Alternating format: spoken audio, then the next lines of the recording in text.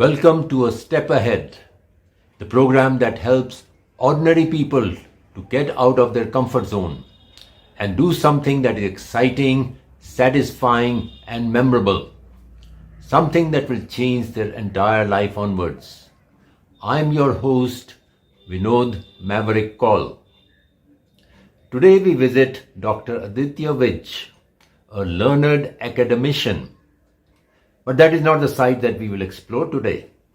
We will talk about Dr. Vij's passion for a hobby that even I and you can do. When I was young, I used to collect stamps and coins. Didn't you? After a few albums and a few years, I grew out of it, and I'm sure most of you as well. But what if you started collecting matchboxes and you kept collecting till you had thousands of them?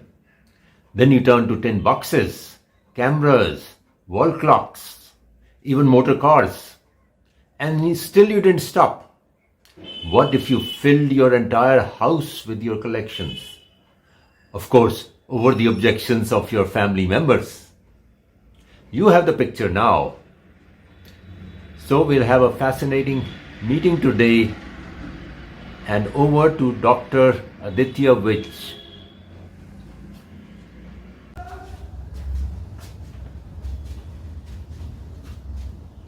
Hello, Dr. Vij. Do you call yourself a collector of old merchandise? I prefer to refer to it as somebody who's trying to record the unrecorded history.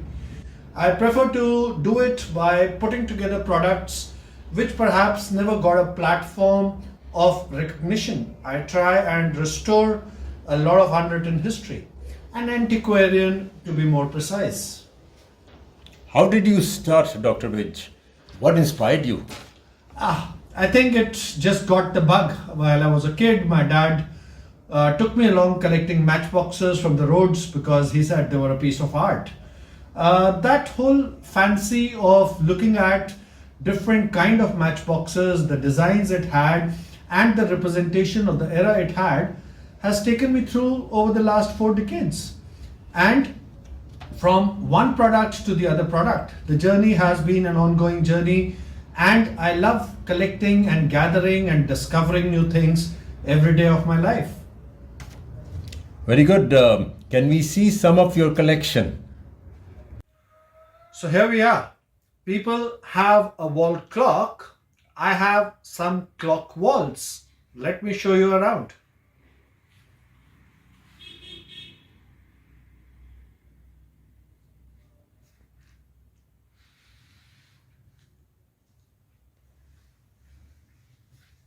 So let me show you my typewriter room. So I have about 220 typewriters in here, and about the 110-year history of typewriters in here. My oldest typewriter is 1909, and the last typewriter made in the year 2010 in the world, which was made by an Indian company, Godrej, is in my...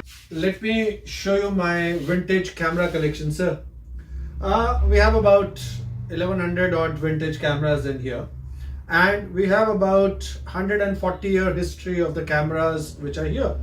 And cameras have evolved, cameras have changed their shape, size, their purpose, and cameras have been a situation where it used to be a very tough job to what we guys do today. So you have this whole situation of cameras where it has actually taken, imagine a picture being taken by this camera where this flash would go off after a single click. You had to change the bulb every time you took a picture. Let me show you my vintage tin box collection. I have about 1300 vintage tin boxes in here, and vintage tin boxes are a great product and a source of history. Not only are they design forward, not only do they tell you about the date, the price, and the other information which was always printed on them, they are a piece of art in themselves. For example, if I show you certain boxes around, see this box. This box is coming in from the 1970s, and it is showing a moon tractor. So the idea of having conquered the moon in 1968 and looking forward to actually be driving around on the moon So this is something which actually gives me a lot of happiness. It's a 1940s box gramophone. Wow. And it still works. Let me show it to Really? you. Yeah. And